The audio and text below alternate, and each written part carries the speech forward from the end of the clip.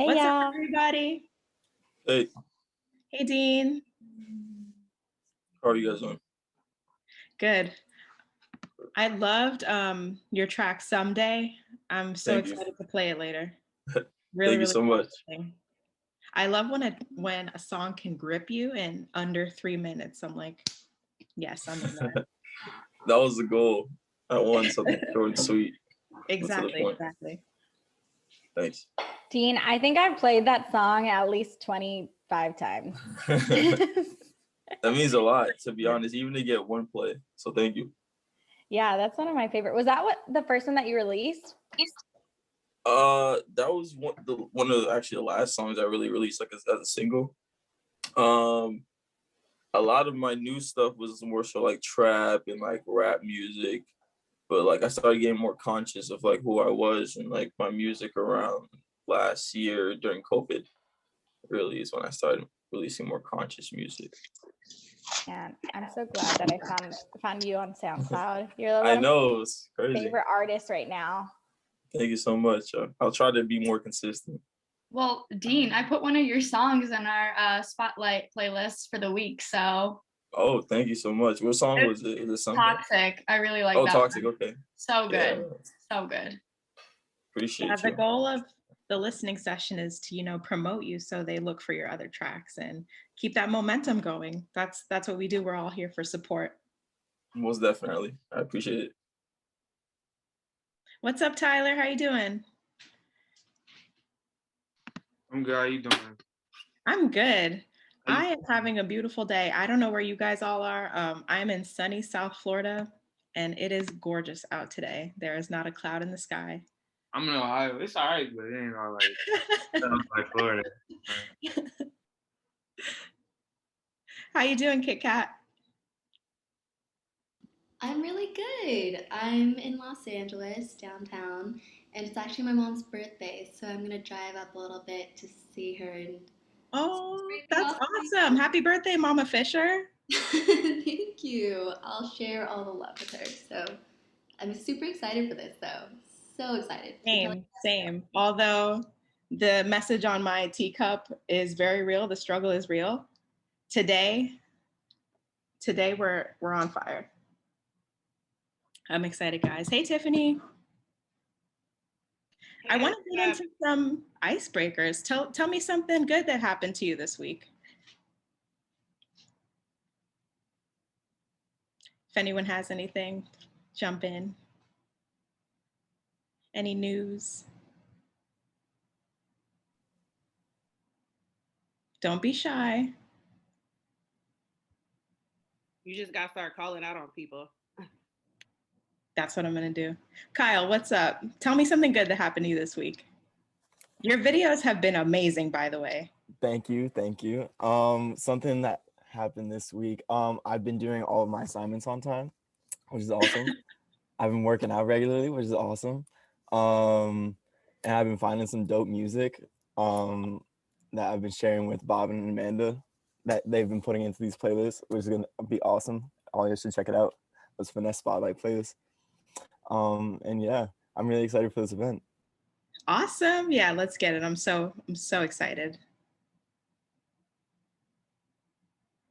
How about you, Bhavin? How you doing? I'm good. Very good. I was trying to think of like something exciting to talk about, but I don't really have anything. But but I'm enjoying myself. My mom made hash browns for breakfast. Ooh, those are bomb. What you been listening to lately? Oh, good question. This one song by K Forest has been on repeat called Bad Neighbors. Very good song. It's on our playlist. Nice. Once again. Nice. And speaking of playlists, I'm about to play a little bit of Black America again by Common, just to open us up. It's the ending of Black History Month. Black History is 365 though. It's not 28 days. So I just want to play this into the group today.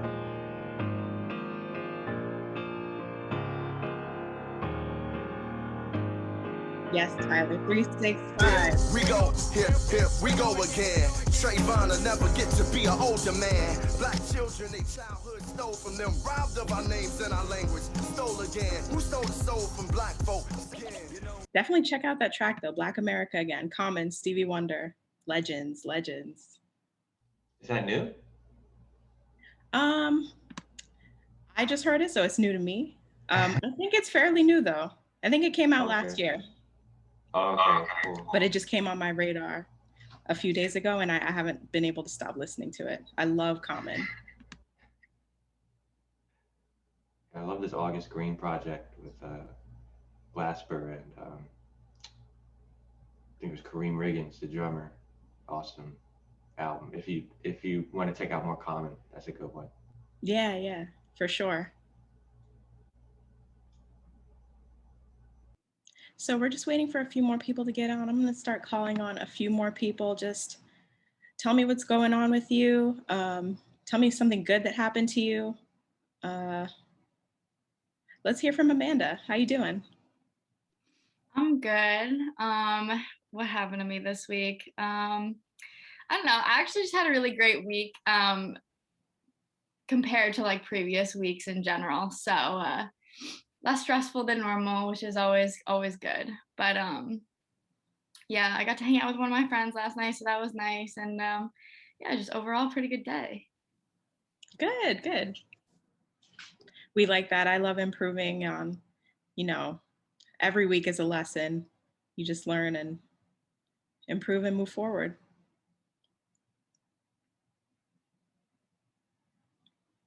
Lily, are you there? How are you doing? Looking forward to your track too. Hello. Yeah, I'm good. Here, I'll turn on my video. I'm like still in my woke up morning vibe, but yeah, I'm doing good. This week was also, I was busy. One good thing that happened this week, actually somebody reached out. Actually last weekend, I went to this, I think Alexi knows, it's called the Open Door Session. And I think maybe some of you had tried, it's like more in dance music. So from that, I was able to connect with some people in the dance scene. So I'm getting some songs remixed right now. So that's exciting. Oh, that's awesome. Please be sure to send them to us, me especially. Yeah. They're always so dope. I'm such a fan. Thank you. Yeah, I hope everybody's doing well today. Hey, Justin, what's up? What's up? I couldn't get into this meeting. I mean, the setup was different from last time, so I had to reset my password and all of that. So that's why I'm late. Well, I'm glad you made it. I'm glad to be here. It's a beautiful day today. Hey, Julius, what's up? Yo, what's going on? Good morning or good afternoon, wherever you're at. Yeah, it's noon here. Good afternoon. Right on. Yeah, I'm just getting ready for work. Super tired. There it is. Hard work. All right, who else we got in here? Ezer, how you doing?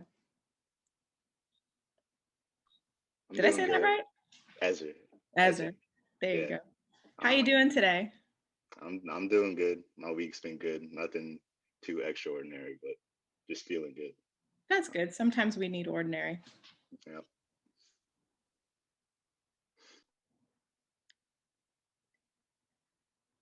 Right. Who have I not talked to in a little bit? Madison, tell me about you. How you doing this week? I'm good. I had a good week. I'm working on some stuff behind the scenes, but other than that, it's been going pretty well. You listening to anything new? I'm still listening to that new Pink Sweats album. If you haven't heard it yet, y'all should all be listening to that. Oh, absolutely. Because it's the truth. Yeah, I like Pink Sweats.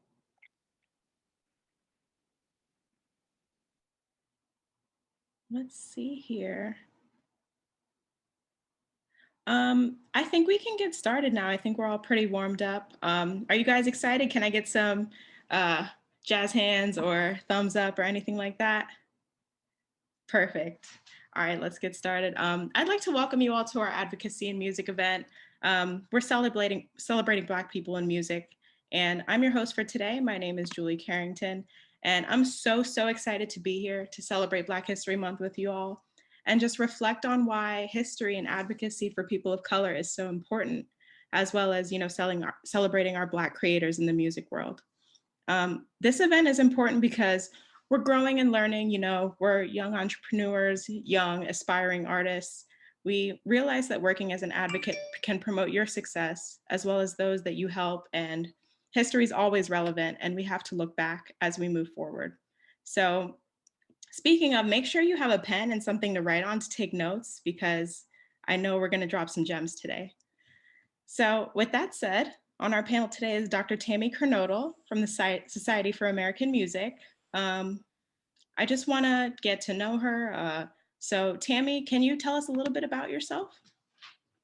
Yes, so I'm the president of the Society for American Music, which is an organization that promotes the music of the Americas. So not just North America, but Canada, Central America, and South America. But I'm also a professor of musicology. I teach in the area of music history at Miami University in Ohio, the real Miami. And I teach primarily in the area of African American music. I teach both popular and classical music. And most of my research and some of my teaching also revolves around gender in music. So much of the purpose of my work as a scholar is to write Black women into histories, into spaces where they are not readily acknowledged. So good to be here with you all today. Yes, I'm so happy to have you. I was looking forward to getting some insight from you as a veteran in the music industry. You have so much insight and so much knowledge. So we're totally blessed to have you. I just want to start by explaining what advocacy is exactly for everyone here today. So advocacy, by definition, seeks to make sure that all people in society are able to do three things, which is have their voice heard on issues that are important to them, to protect and promote their rights, and to have their perspectives considered when decisions are being made about their lives. So Tammy, in your own words, what is an advocate to you, and why is BIPOC advocacy so important? Well, my definition of advocacy is in line with yours. I think an advocate is someone who publicly speaks up and acknowledges what are sometimes the invisible spaces and the lack of opportunities that there are for certain people. I think that's very important for BIPOC people and queer people, largely because we operate in structures, institutional structures that by their very nature and their creation are white. They were constructed in a white heterosexual paradigm. And we need and understanding that can oftentimes be a space of power, and to understand where you're going to go from that point.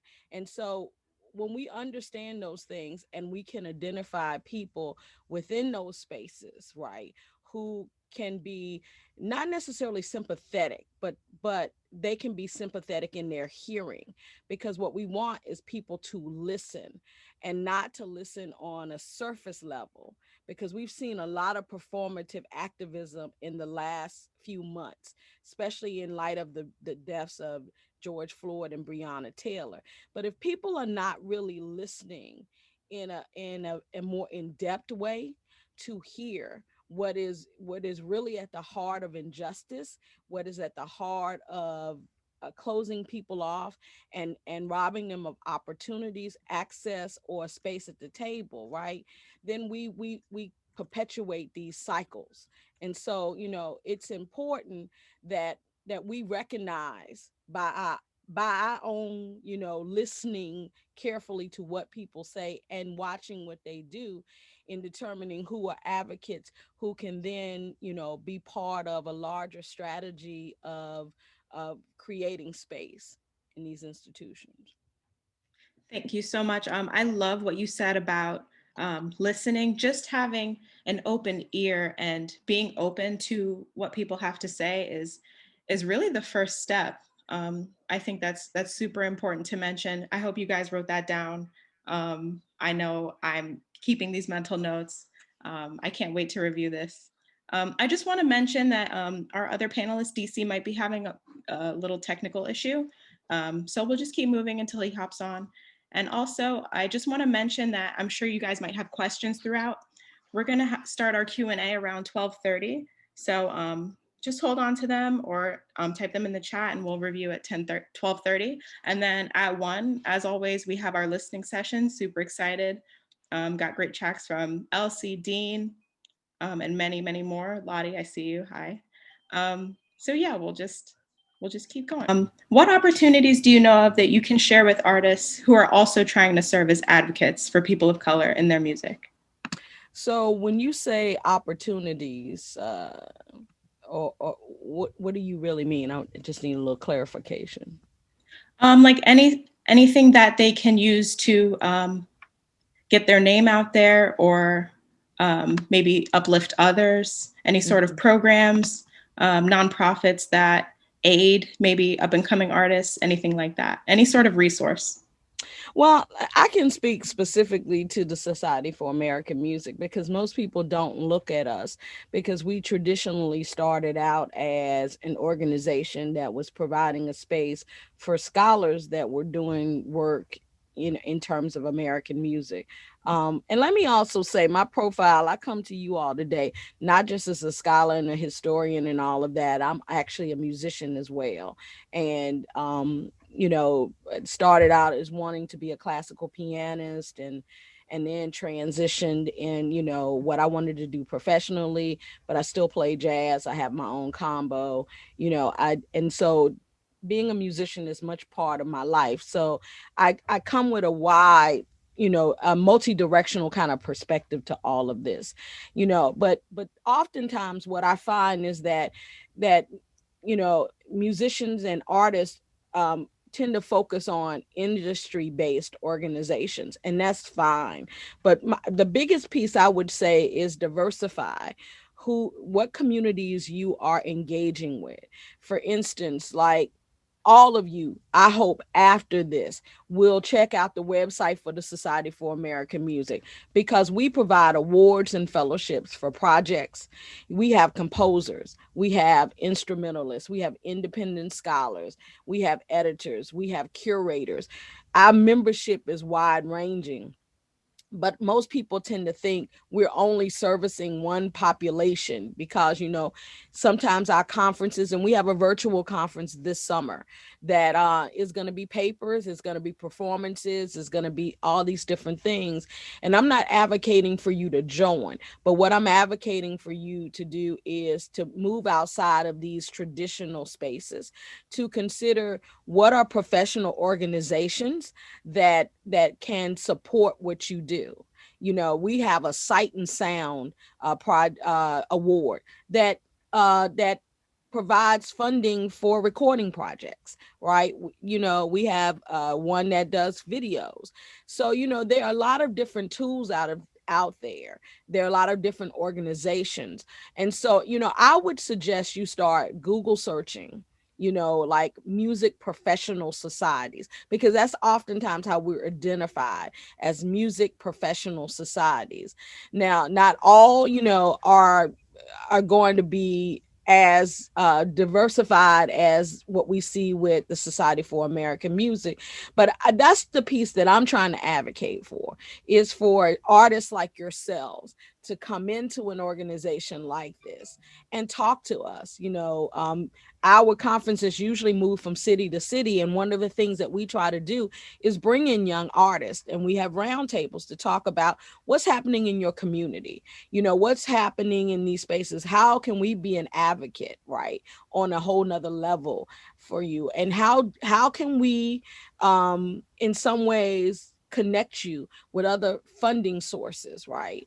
So I think, if anything, being multi-directional in your perspective about how do I get to my goals, and knowing what your end game is, right? So it's great to know these producers. It's great to know, these kind of professional organizations that might deal with artist, right? But you want your music and whatever you are creating to resonate with a large audience, with a broad audience. And that means sometimes interfacing with people like me, who will take your music into the classroom and say, have you heard this person?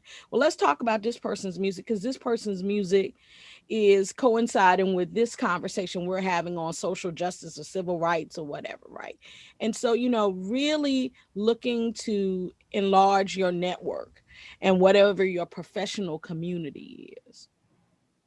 That's amazing. And I just want to highlight what you said about diversification in your audience as well as in your music. It's so important to be multifaceted and be able to do one style of music, but also maybe blend in another piece of art that you find beautiful to reach a different audience, because your audience is your bread and butter. You can't get anywhere without fans or listeners. So I just wanted to highlight that. I love that point that you made, Dr. Tammy. Also, can I get a snap or a clap for that? Like, that was an amazing tip she just dropped. Make sure you guys are writing this down and taking these tips with you in your professional careers, because that was just incredible. So moving on. So socially conscious artists have always been around. We have Common, Mos Def, Talib Kweli, Black is King on Disney Plus. That was a huge project by Beyonce. And I've even noticed that, the younger generations of artists like Lil Baby and Dave East are using their platform to shed a light on Black issues. So my question is, can you speak to the evolution of socially conscious music? Ooh. Can y'all stay for the rest of the week? I mean, well, because I say that because when we look at Black music in period, Black music has always been underscored with a few things. It's always been underscored with a narrative of protest, and that protest can oftentimes be explicit, or sometimes it can be subtle in its presentation. It's also always been filled with transcendence, so that there is not just this notion of outrage or protest, but there is always a message of transcendence that we will overcome. And it is also filled with much joy. And so when we look from the earliest forms of music that arrived here in the Americas as early as the 1500s, if we look at the Caribbean islands in South America and 1619 in this experience, the thing that they brought with them was that functionality of the music, and the music being an incubator for these things. And so there's always been protest music. We just simply, or sometimes in the way that this music has been presented to us and promoted to us, particularly by record companies and the cultural industry, those protest narratives have been muted, so that we don't, unless we have explicit messages like Strange Fruit, Billie Holiday, 1939, we're not necessarily recognizing that. But protest comes when you decide that you are going to move beyond the formula, so that artists, a jazz artist like Mary Lou Williams or Duke Ellington, and what they were doing in the 40s in terms of blending jazz with classical music was a form of protest, because what they understood was the industry thought of jazz musicians in a one-dimensional way, and that it negated the Black intellectual culture that was being fomented in our communities. Just in the same way that we now think about hip hop as being stripped of its protest narratives. And there's a long history of a correlation between civil rights and social movements and our music, from the church in terms of the use of spirituals and gospel songs and transitioning them into protest songs in the 50s and 60s, to, people like Abby Lincoln. If you don't know the Freedom Now suite with Max Roach, you need to listen to that, because that's a very poignant representation of how music and history and politics and militancy comes together in 1960. You need to listen to Mississippi Goddamn. and know that, there is always something that is being drawn upon in your current. But what's important as an artist is to always to know your history.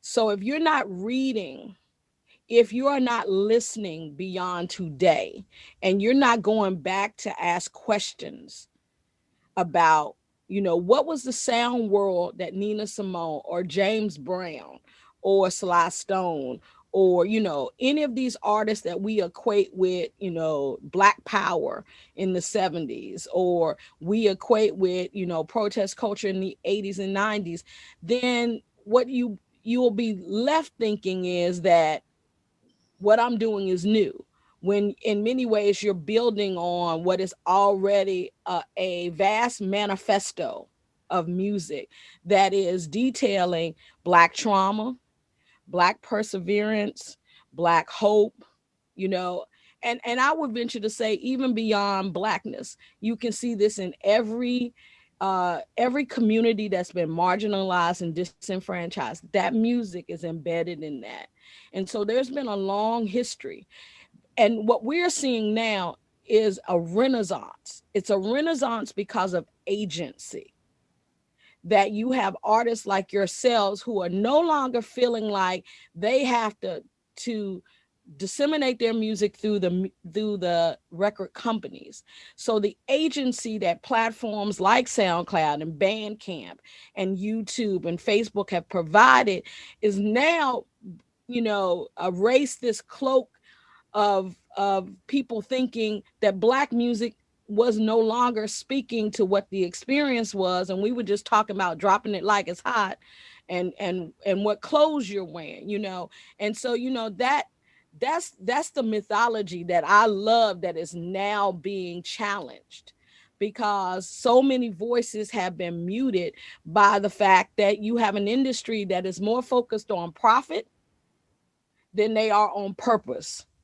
And music should have a purpose, whether you're asking people or you're provoking people to drop it like it's hot in order to deal with whatever they're dealing with environmentally, or you invoking people to be about social change. So this is a long, vast history that some of you all are probably a part of, but go back and know that history. Absolutely. I totally agree with you said about purpose over profit. And I love that, when the times are changing, artists are becoming more independent on their own and being able to put out their music to the exact audience that they want to hit. And they just grow from there. With social media and word of mouth and all of that, artists have everything at their disposal, everything in their hands to get started. So I think that's so important. Guys, what do we think? Can we raise the roof for that a little bit? That was incredible. I'm so floored at that response. So as we move into our Q&A, is there anything you'd like to leave our young entrepreneurs, artists, et cetera, with that you think we should know? Yeah, I think if in going forward, people, one of the most important things for you to have is your own professional toolbox. I use the analogy of toolbox because oftentimes we can go out here and we can expend a lot of energy, and we can find our spirits and our souls and our purposes being caught up and entangled in other people's agendas and motives. And that can leave us in a space of feeling like, am I really supposed to do this?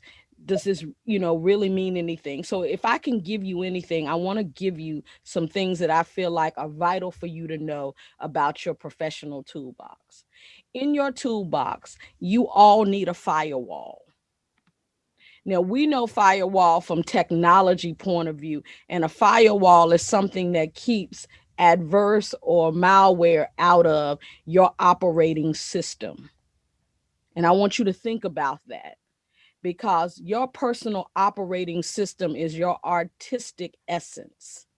So you need a firewall to protect your artistic essence. So what do I mean by a firewall? I mean, you need people in your life that are able to surround you and protect you when you are needed. Sometimes the protection is from yourself. So you need people that you can really trust and you will really listen to when they tell you, I think you need to think differently about that. I think you don't need to do that.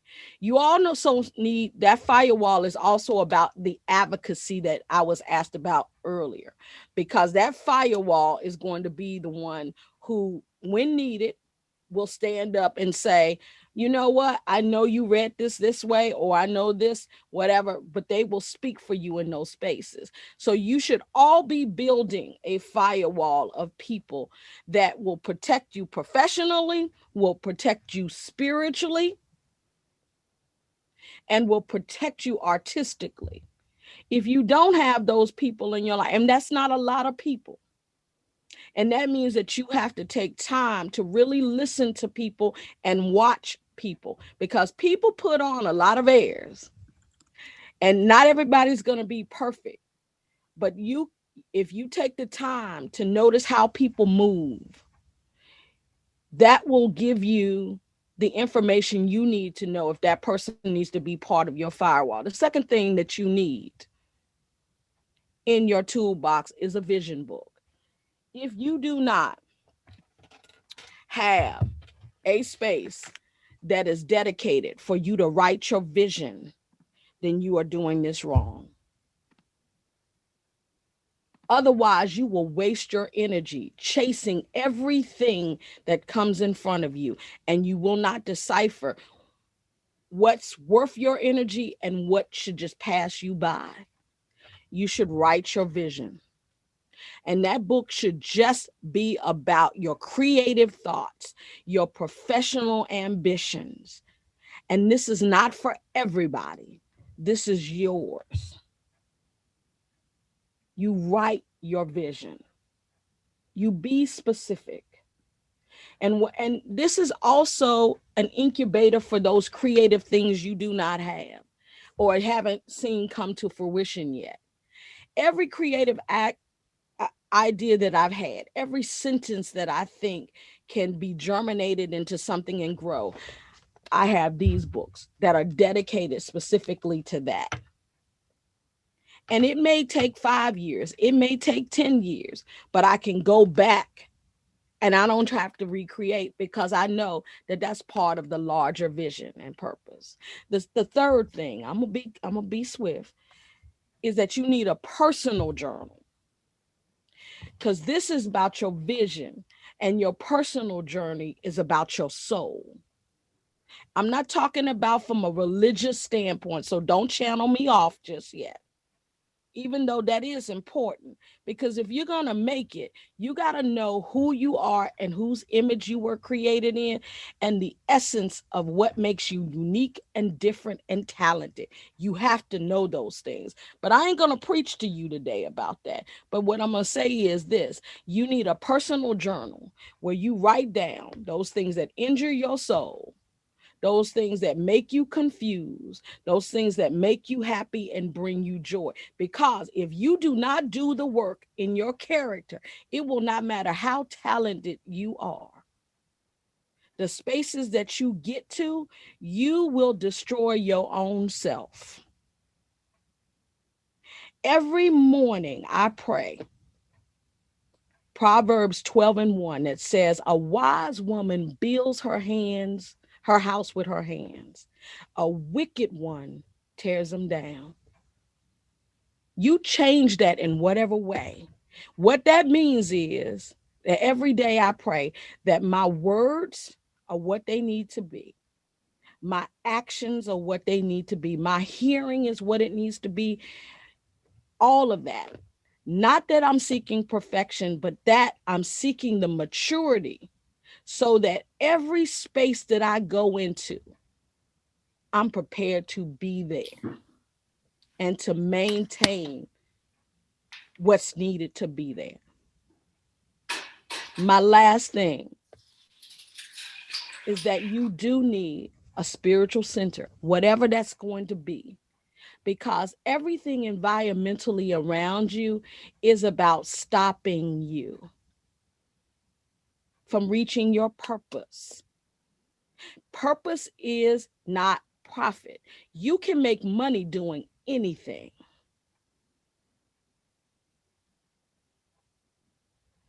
But you have to do the work to find out what your purpose is for your art, for your music, for your being, because we all have a purpose. My mother washed toilets and scrubbed floors. My father made plywood and building materials. And they had such a joy and a sense of purpose about their work. No shame. They didn't go to college. That didn't stop them from understanding that every day they transformed the lives of people by what they did. So, what are you going to do? What is going to be your imprint? That's what your work involves. Just as much as you spend time in the studio or thinking of concepts, you should be working on yourself as well. So that when you get in the spaces that you get in, it's there. You asked a question, and I'm going to be quiet after this. You asked the question, Julie, what happened to you that's big this week? Can I share something with you all? Absolutely. This week, I found out that I got promoted to the rank of university distinguished professor. It's the highest rank. No other Black person has ever been promoted to that role, to that rank in Miami's history. When I arrived at Miami in 1997, I was 27 years old, fresh out of graduate school, PhD. I was in the administration building and I looked at this wall, and this wall was pictures of distinguished professors. It was all white men. There was no woman, no person of color. I looked at that wall and I said, wow, what does this wall say? 23 years later, not because I was trying to reach that goal, but I was about my work. I knew what my purpose was in my work, and I did my work. I did my teaching. I did my scholarship, not because I was working for that, but that I was working to shift a paradigm and change a discussion. I understood my purpose.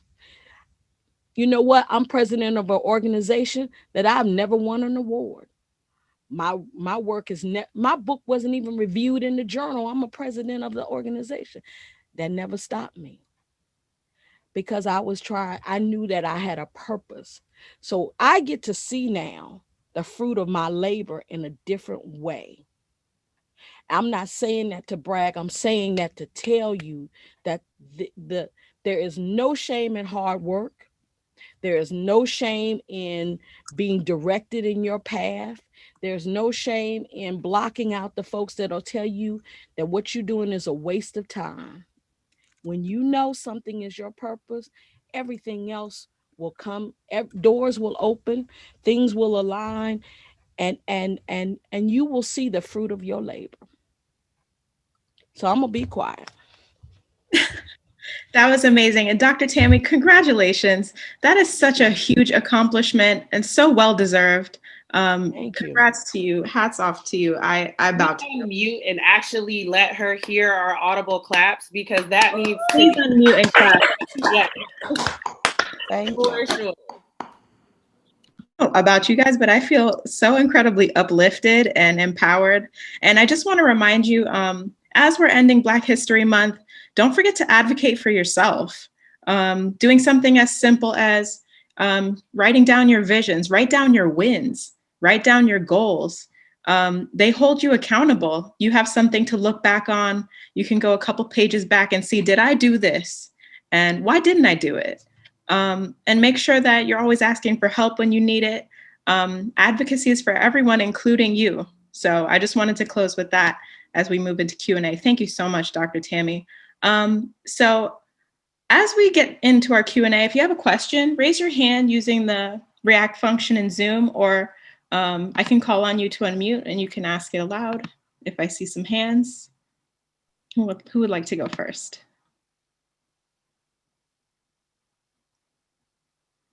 Dean? I'm sorry, Dean. I didn't see. Yeah, Dean, I think you had your hand raised. Yes. First and foremost, I want to say thank you for that third point about the personal journal. That really shook me, and it really brought a lot of emotions to me. And you mentioned you first got into music and your passion was jazz. Who is your biggest influencer and why in the jazz industry, whether it be past or present? You know what? I would say my initial first influence was Billy Taylor, Dr. Billy Taylor, which a lot of people don't know Billy Taylor. And that was because I went to a historical Black college in undergrad. I went to Virginia State University, and I met Billy Taylor in my freshman year. I never really engaged with jazz growing up. You know, my father was very religious, and while we listened to R&B and gospel, jazz was just something, jazz and blues, he was like, that's gut bucket music, right? And so that wasn't really heard much in my house. And when I heard Billy Taylor play live, he came on campus, it was transformative. I was like, that, I want to play like that. I wanted to feel it. And so, you know, I'll be honest with you, what I had spent 14 years of my life trying to be, training to be a concert pianist, right? You take piano lessons. I started piano lessons at age 3 because my grandmother played. But, I started to realize that I didn't connect with that music in the same way that I connected with blues and I connected with jazz and I connected with gospel and all of that. And so there was an evolution that took place. I didn't play jazz in undergrad. It wasn't until I got to Ohio State the Ohio State, because you gotta put that the That's on there. right. They done took my degrees back if I don't say that right. That, you know what, Dean, I stretched out. And I was like, this is my opportunity to take some classes. And I took jazz piano, I took jazz arranging, and even in that, it was an evolution for me to find my own sound. So, I listened to everyone from McCoy Tyner, Red Garland, Bud Powell, Mary Lou Williams is my girl. I've written on her for over 25 years. Hazel Scott, who is now starting to get a lot more attention.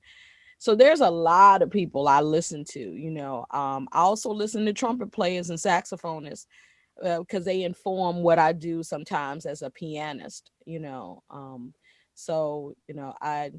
I as many books as you see behind me, I probably have CDs and vinyl in that way. So I need 12-step for books and CDs. For real. Thank you for that question. Thank you so much, Dean. Thank you. Thank you. Dominic, I see your hand up.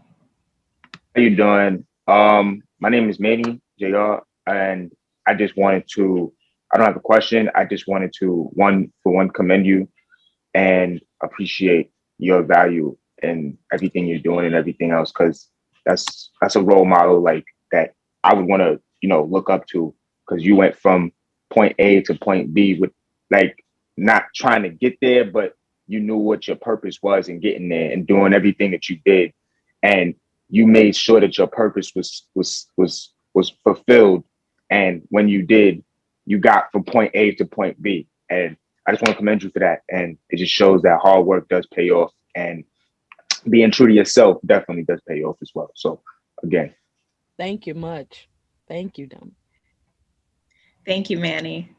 I just want to mention there's a contact sheet in the chat. Make sure you check that out and get yourself on it so you can connect with everyone who is on today's call. And also on behalf of Jast and Tammy, can we connect with you? We need you on our firewall.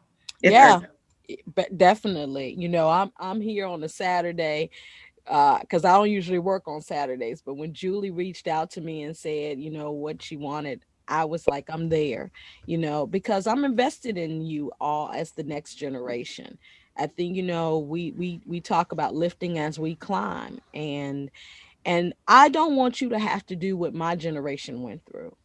And sometimes we have a tendency to haze people and feel like they got to figure it out on their own, or they, and you got to trip and fall. And there is a part of that. But my vision is to empower. So, empower the next generation so you can be better. You can be stronger. You can do more than what my generation did. So, yeah, you can connect with me. I'm going to give you my email in the chat. Also, I'm on Facebook. I'm on Twitter. Um, I don't tweet that much. Y'all need to help me. And I'm on Instagram. I'm the real Dr. Tammy Kernodle. If you look, yeah, because there is another Tammy Kernodle. So that's why I call myself the real. And somebody cloned me one time, so I had a fake. There was a fake account out there. So I don't know if that means you famous or you just You're got cloned, definitely right? famous. That's all that Still means, right? Yeah, Dr. Tammy, you're a superstar. I'm so glad that you're here today. I see another question from Marcos. Go ahead and unmute. Cool. Thanks, Julie. So I just want to say first, congratulations, Tammy, on reaching the title of Distinguished Professor. That's really huge.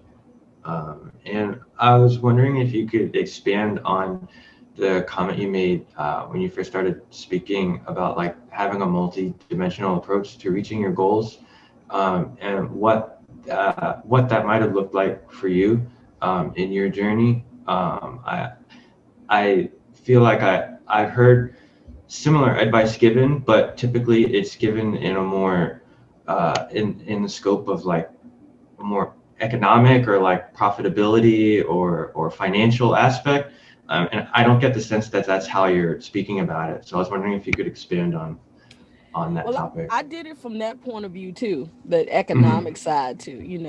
I was a hustling musician on the side, for a long time. I was the church musician. I went through all of that. But what I mean from multi-directional approach is really like looking for opportunities to grow yourself. Like the traditional musicologist, really focuses on this, scholarly work, and looking at particular journals and stuff. And so what I did was I took opportunities. One of the first opportunities that I took that was out of the box was that I became a consultant for the American Jazz Museum in Kansas City.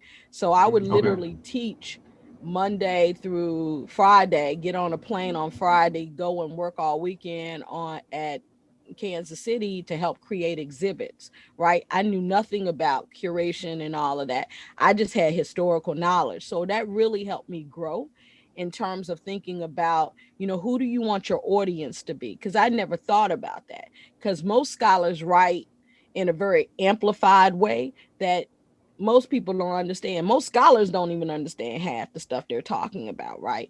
But working in that capacity helped me think about, how do you speak to the general public? How do you translate what in maybe a very complex way into simplified form so that it reaches more people, right?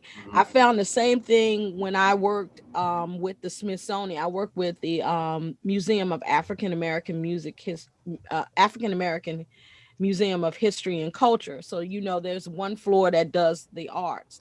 And so I was part of the team to put together those exhibits. And, when you're writing exhibit, you've got 120, 140 characters. So you can't write all this verbose stuff, right? But, many people said, because I didn't get paid for the Smithsonian thing, right? That you kind of give your labor. That was a dream job, first of all. But, I knew that I could come away with some experience that might have helped me in other aspects. So one of the things that I did was I asked myself sometimes when people would come to me and say, well, can you do this? We can't pay you. I would ask myself, then what is the monetary benefit for me of this? Like, will I gather another skill? Will I gather equity? Like I did something here for the Underground Railroad Museum that was musical, didn't get paid. But the guy who asked me to do it, every time something came up that was paid, he was like, I know somebody who can do that for you. I know somebody who can do that for you. Right. And it like paid off. And so this little project that I had kind of blew up into something. And so I think always looking for ways to diversify what you do, not not getting comfortable and just continuing to do it in the same way, but looking for avenues where you can grow, meet other people, connect with other communities. Now, does that mean you do everything free? No, that means that you're strategic about it. But sometimes we just want to be one dimensional in the way that we think about our art or how we do something. And the real thing is that you want to bring as many people to your work as possible. I want to speak to the academy and to the profession that I live in, but I want also my grandmother to be able to read what I write, or my cousin who never went to college to read what I write, like, so I'm very strategic in that way. But that also means I had to become comfortable and say, well, you know what? I'm not going to play the game like you. Right. Yeah. And I'm okay. I don't want to be at Harvard. I don't want to be at Yale. Like, there were just things that I just early on said, you know what? That's not my road. I'm not chasing those things. I'll let them do this. I'm okay being over here. So I've been comfortable with being at Miami of Ohio for 23 years. You know why? Because they let me do what I want to do. If I show up and teach my classes, they don't care if I'm off doing something else, because they figure like we're banking off of that work. And if she's happy, cool, and it's finding your space in those institutions. Thank you so much for that question, Marcos. I love what you said about creating your own space. That goes right with the message, advocate for yourself as well. You are your biggest asset. Do we have any other questions? These are some great questions, you guys. I'm so excited for this event. This was amazing.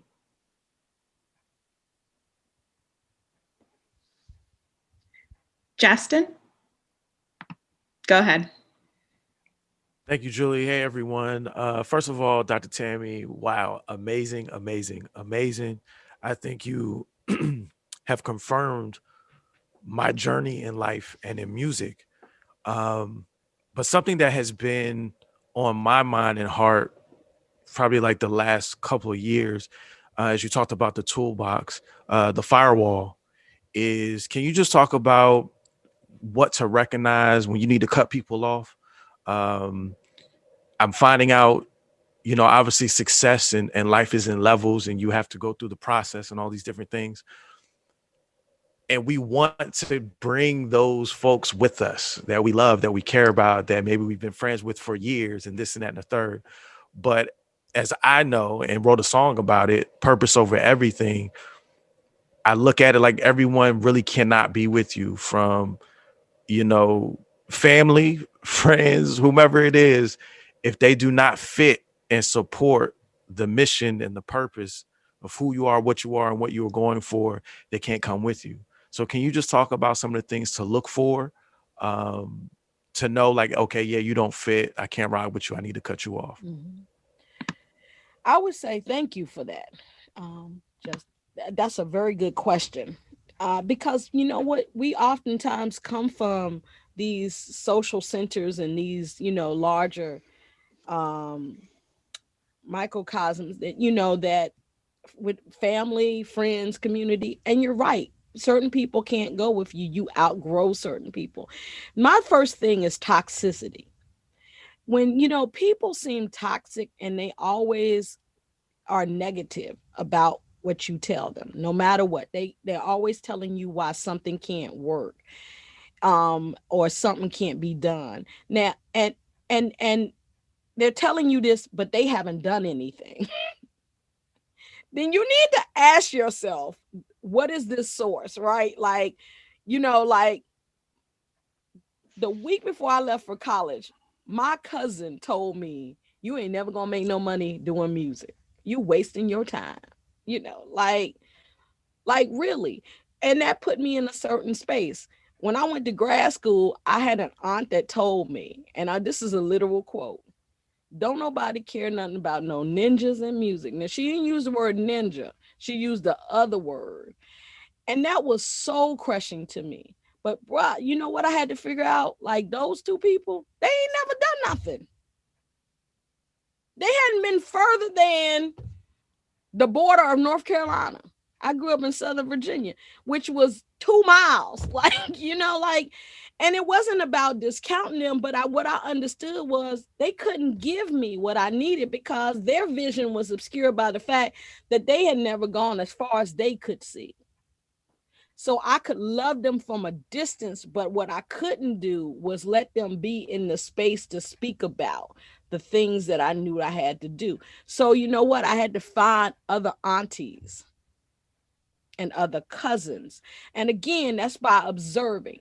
Because if you have a person that's successful, but your dealings with that person is this kind of authority, subversive kind of thing, like I'm coming to you all as my equals today. That's how I'm talking to you. Like you're my equals. And some of you all are probably young enough to be my children, right? But that's the kind of mentor relationship you want. That even if a person has exceeded you and has done more than you and lived more than you, they still see some value enough to treat you as an equal, even when you're not an equal. They're not going to try to derail you.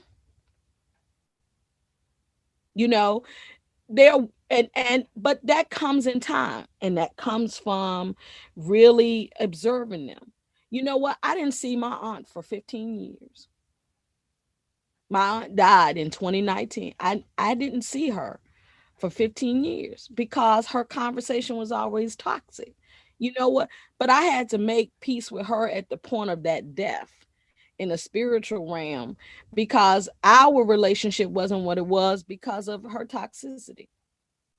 And I made that peace with it, right? So there are going to be many people you can't take, and you just can't, because you cannot take. You can't take old into new. If people aren't really willing to grow, then you got to find, can you still love them? Yes, but they can't be in your circle. You can't give your vision to them. You can't. That's when I knew I couldn't talk to these people anymore. I could talk to them about everything else. I couldn't talk to them about what I was doing. And the other thing I need to tell y'all that I didn't tell you is let people find out about your moves as you making them. Don't tell everybody what you're doing. I know we live in an age where everybody wants to tweet.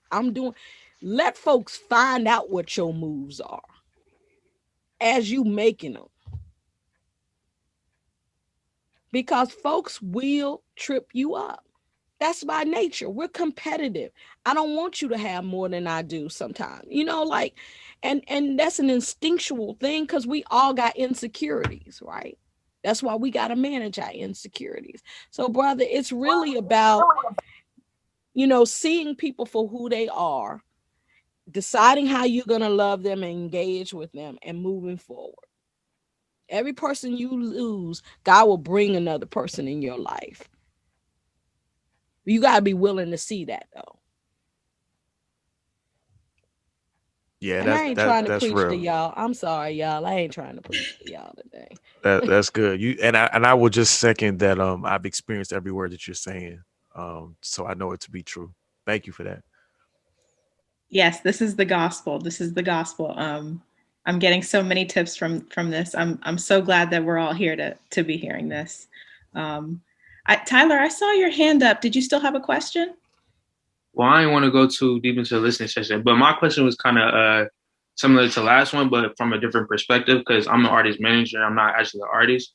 So how do you talk to your artists and get them to see or encourage them to build that firewall around them that you were speaking of?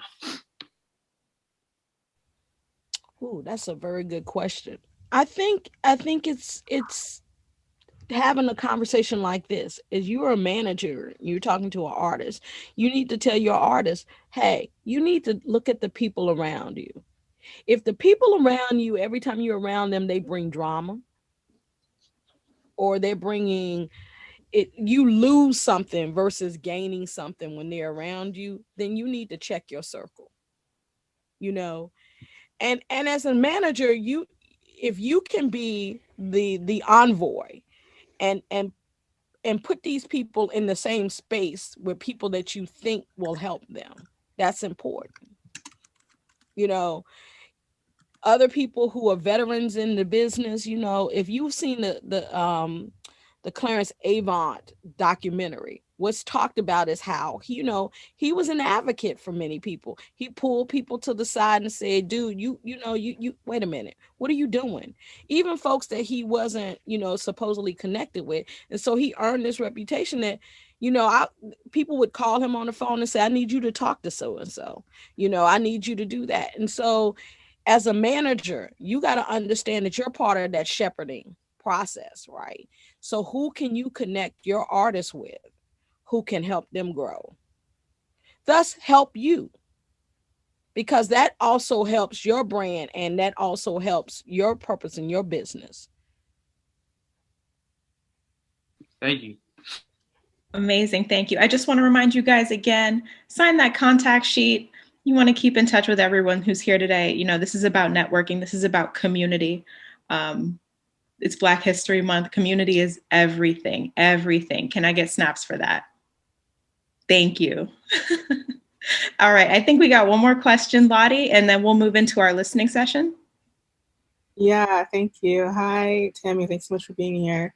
So my question for you is about how do you handle allies or people who are genuinely looking to be better allies, especially if they're like friends or colleagues that approach you to educate them more about anti-racism or battling implicit bias? That's a very good question, because I get a lot of that, because I'm the only African American faculty member on my, you know, and so, you know, there's a need, you know, I'm honest, I'm compassionate and sympathetic, and I listen to them just as much as I talk to them, right? One of the things I'm trying to practice the older I get is to be quick to hear and slow to speak, right? And really be deliberate. And what I try to tell them is I try to make my experience to them, with them, you know, three-dimensional.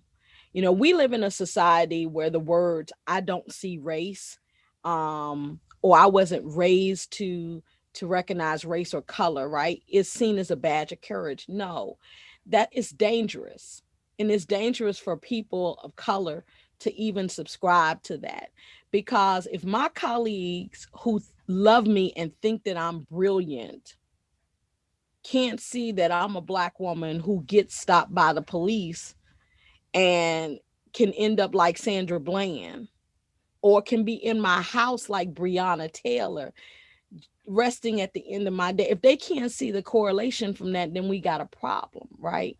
And so without making my personal life their public fodder, because that's what you got to realize. There has to be a separation between your personal and your professional. So there's so much that you need to do tell them. You need to remind them, you know, that could be me, you know, or this was my experience or whatever, you know, and being deliberate about that, and talking about to them candidly about what they don't know, and saying, hey, not out loud, you know, that was racist. Did you know that was homophobic? Did you know that was this, you know? And sometimes we just need to pull, because people are not aware of what they sound like sometimes. And so, you know, I've never been the person that just goes L7.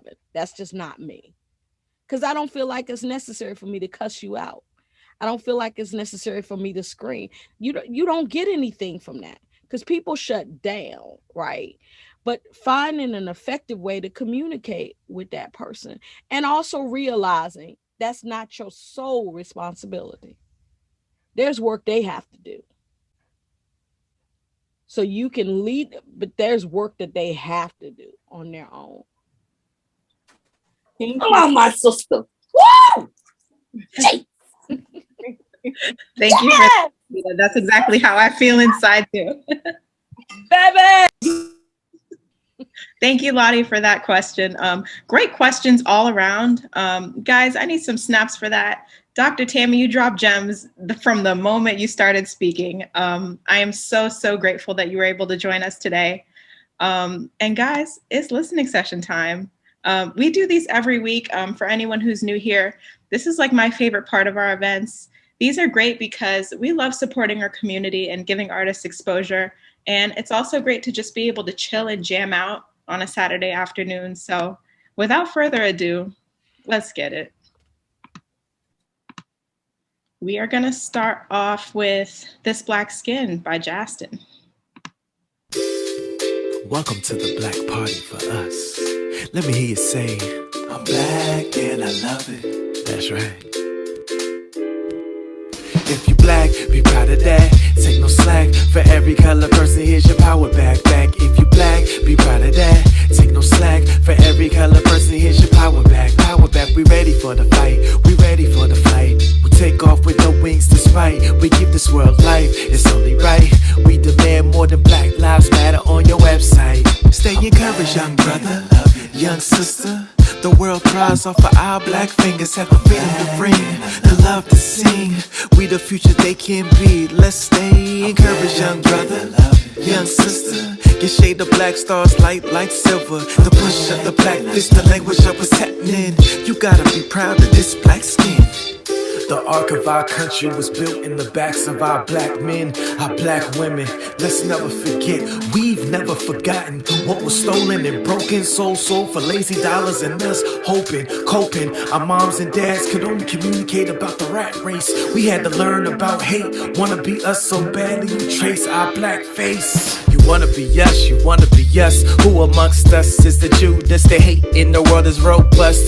Bigger than that, the mass you cast, the vid can't slow down a mass. The skin with this kind of craft. I'm proud to be black, spirit bounce back. Surface haters really love under that. We brought you inventions, rarely get mentioned unless an item goes missing. Without our swag, everything missing. Stay.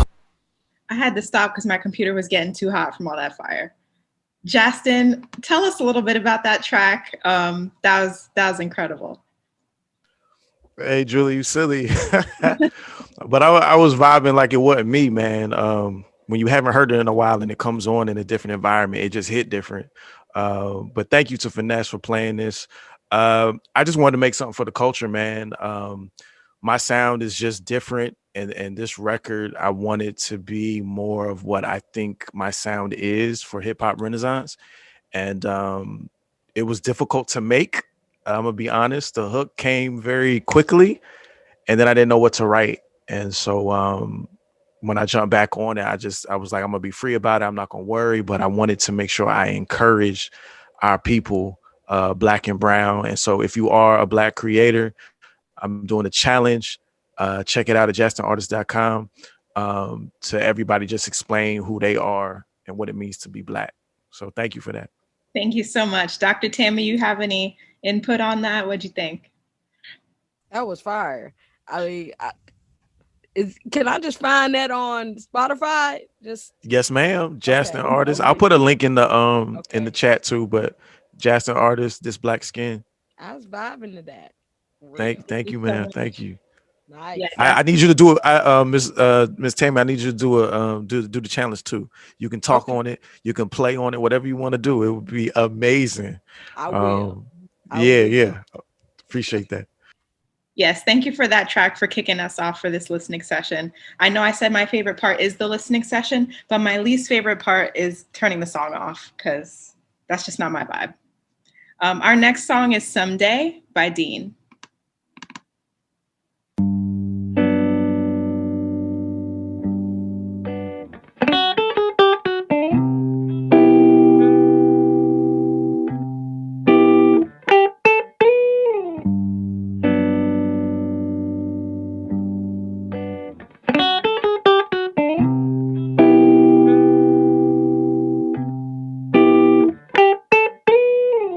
Draw, quick to shoot. Standing 10 toes, and when I do, I don't salute. How y'all get 5 for murder, but we get 15 for an illegal burner. I knew a young black boy, not much older than me, that fell victim to the system. City screaming, set them free. I'm questioning whether it's sympathy or empathy. Until I know it's real, I'll be begging on my knees. Someday, I pray for a better life. Someday, I pray that we see light. Someday, I pray that the people see us as equal. Someday, maybe one day. Shot dead in the streets. Look how they did my homie. Tears running faster than he could, that's what they told me. They use reality as a form of hate. Use my skin as a canvas, watch them. Someday, I pray for a better life. They claim they want peace, but ignite strife. They put guns on the block for us to take our own lives. Ooh, that right there was so powerful. Dean, can you tell us a little bit about that? That was just pent up emotions from everything I was seeing. You know, not only the beginning of 2020, but my whole life. And you know, it's just the way I express myself is really the music. And when I wrote it, was just, you know, honing in on, you know, my past ancestry and, you know, all the racial injustices that have been happening in the past. So, you know, like I said, someday I just hope, you know, I pray for a better life. Absolutely. Thank you so much. I just want to let everyone know we welcome all Black music today, not just Black History Month themed music. So you're going to hear a few different types of sounds, all of it fire, all of it fire. Next is A New Hope by Mobius.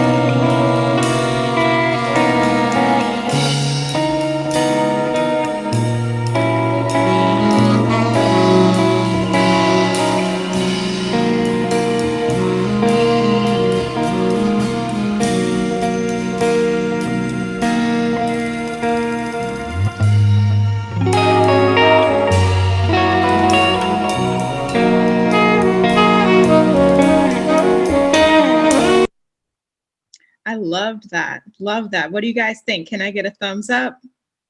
What's the vibe? Marcos, where did the inspiration for this come from? Tell us a little bit about it.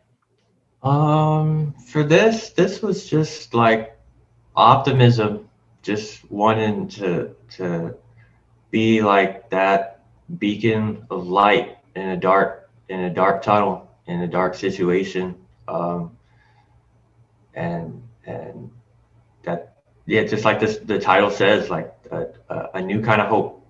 It might, I know the song might sound like a bit mellow. It's not like upbeat, but it's a bit of serenity, I guess. Right. Like I think someone said, like it helped them like feel like they could breathe again. That's kind of what what the intention I have for it was. So it's nice to see that people could connect with it on that level.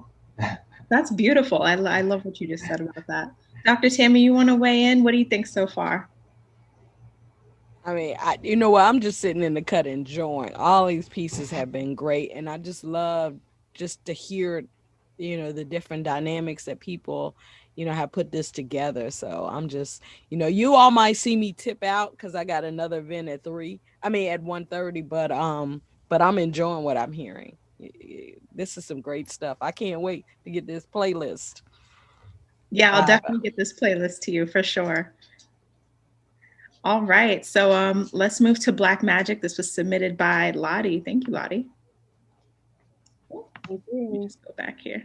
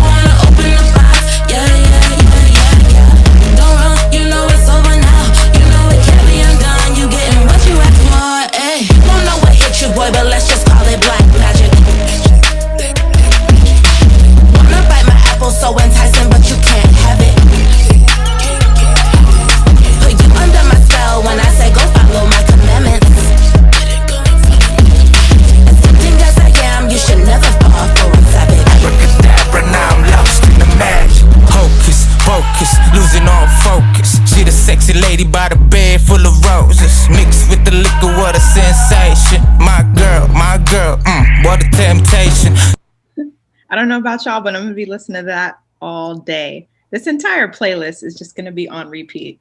You guys killed it with the submissions. Killed it. Not unlike every other week though. Every week is fire. We're gonna move into Ghetto Flower by Manny.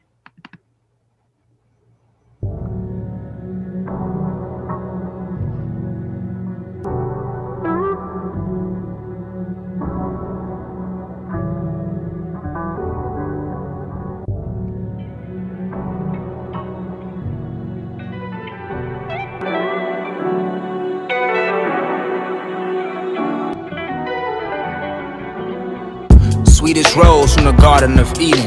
Good them thorns be the best of your features. Beautiful black Mona Lisa. I always see your admiration is deep, though not as deep as your peace. Rooted in conscience along with your loving kindness, your highness. You're such a powerful piece. Plus you was molded in the image of Most High. That's no lie, only truth that I speak. If they don't see it, then that just means that you best fit for me. Cause picking Eden's rose was never the easy road. Not for the weak or a timid soul, but worth it though. So I always pick those over hoes. They want the gold, you worth your weight in it though. These stories told of that ghetto black rose that bloomed when it was cold but never froze. And Lord knows, a sober soul that holds her own, she don't compete. She know the scriptures and the laws of the street. She practice peace but still at war for her king. She down to march with any man with a dream. And that's word to Coretta, couldn't have it no better. Beautiful black queen, you everything we need you to be. She's a ghetto flower from the concrete, baby. Black rose, bright as gold, yeah. So glows and only grows, yeah. Lord knows she's heaven molded. You taking bloom, brighten the mood, baby. Shine like the moon, the darkness you do, baby. Ghetto flower from the concrete, baby.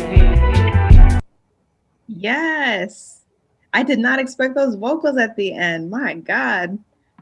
Manny, where did you come from with that? Oh man, first and foremost, let me thank you guys for playing my song and thank you guys for liking it. I'm grateful. That's first and foremost. Second of all, can y'all hear me? Just in case, I can hear me, right? All right. The song Ghetto Flower is basically came from the idea of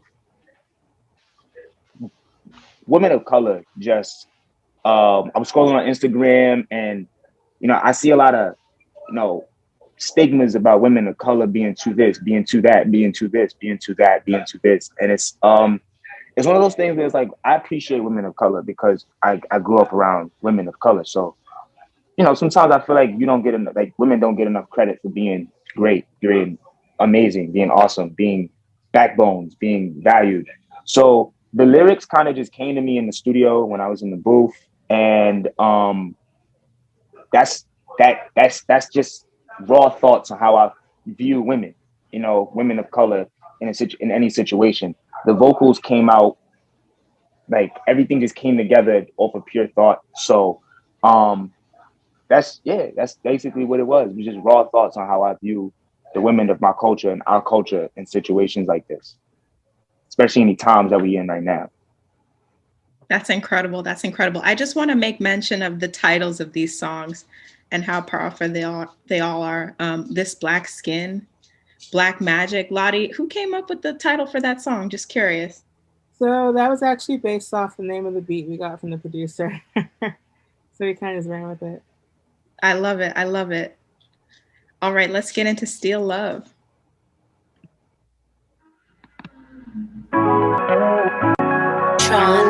I know you're done with me, baby, I agree. I've been fucking around, I've been in the streets. No, this ain't all you see, we ain't enemies. Don't you leave, I know you're mad at me, but are we still gon' make love? You're my everything, you know I'm sorry, babe. Are we still gon' make love? Tell me which way to go, that's all I'm asking for. I texted you like 1,000 times, but you never hit a nigga phone up. Catching me in another lie, now you're traumatized and need closure. My all is what you want, so I'm gon' give you that. Let's make it last, take me back. Let's make love in this bed. Let's make love. Let's make love make love. You don't think about what it did, baby. I just need you right back here with me. Yeah, get fucked by the flick in the laptop. Always had my heart on padlock. Now you take shots going black ops. That was Still Love. I'm feeling all these songs, guys. Can always have my heart on padlock. Did you hear that? That was incredible, incredible. You guys, the submissions, I can't get over how great they are. Dr. Tammy, I know you said you have another engagement. We have 2 more songs, but if you need to hop off, I just want to make sure I say thank you, thank you, thank you, thank you on behalf of Finessed Media. We couldn't have had anyone speak to the evolution of Black history better. I mean, just incredible. Guys, unmute for a second and please clap for Dr. Tammy. Well, thank y'all for clapping for me, but you all need to clap for yourselves. Thank you all for letting me in this space. And I just want to tell y'all how much of a blessing it is to have been with you all for this time and to hear your music. I hope this is not the first time we will be connected. You all know how to get to me. And, you know, even if I don't respond to email right away, just give me some time and I will hit you up. And looking forward to just seeing you, you know, rise to your purpose and your music and your art and all the things that you all are doing. Y'all be blessed, be strong, be mighty, be purposeful. And most of all, just be the loving people you can be to yourselves. Love yourselves. So thank y'all for today. Love y'all much. Thank you. Thank you so much. Yeah. And you cannot get rid of us. We will be back. We will have Dr. Tammy again. So guys, we have 2 more songs in our listening session and then we're going to close out. This next one is Find a Way by Elsie.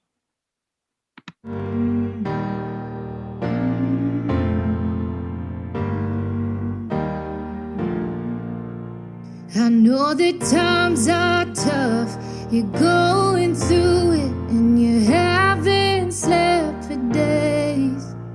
You feel like giving up while you're losing, but love will find a way. Love will find a way. Find a way through the darkness, a way through the hurt. When you're blinded by heartache, it sees through the blur. It's there through the madness and at your worst. Oh, love will find a way. Find a way. We'll find a way. We'll find a way. Love will find a way. The road ahead is rough, you're barely through it, and your heart is filled with rage. But buried underneath those scars and bruises, love will find a way. Love will find a way. That was beautiful. Elsie, do you want to comment on that, where the inspiration came from? Just tell us a little bit about that track.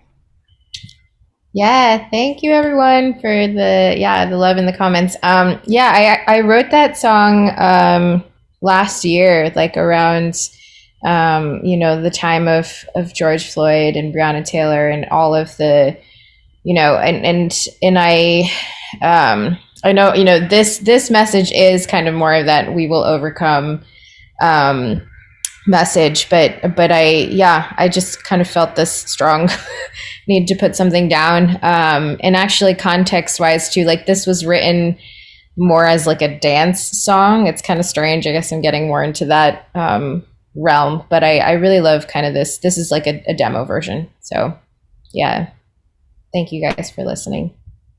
Thank you for sending this. And as we close out, we have one more song. This is Prosper.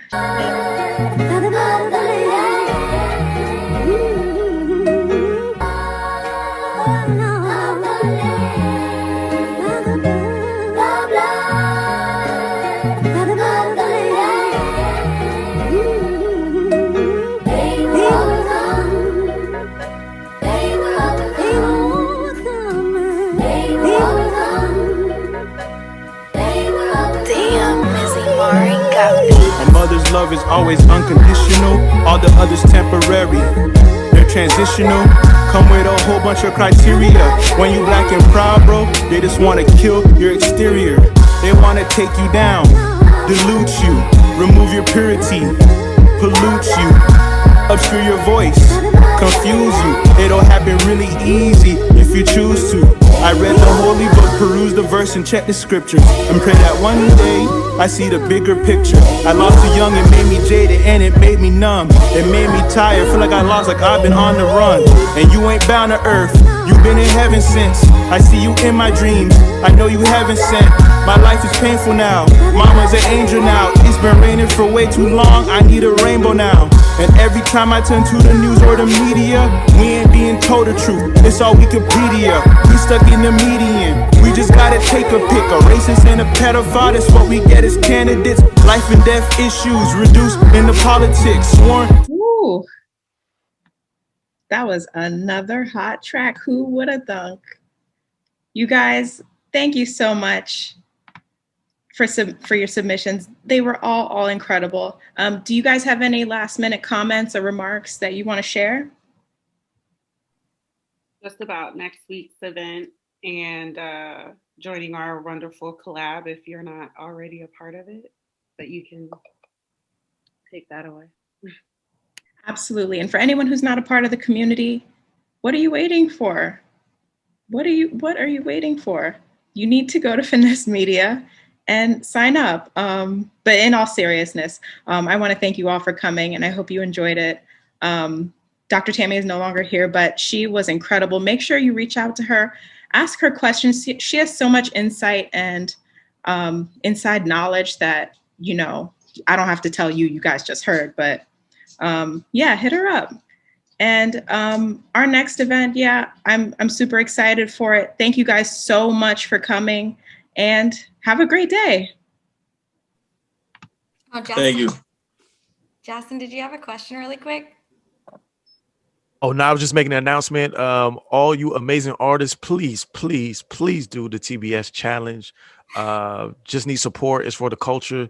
Say your piece, man. I love it. Thank you.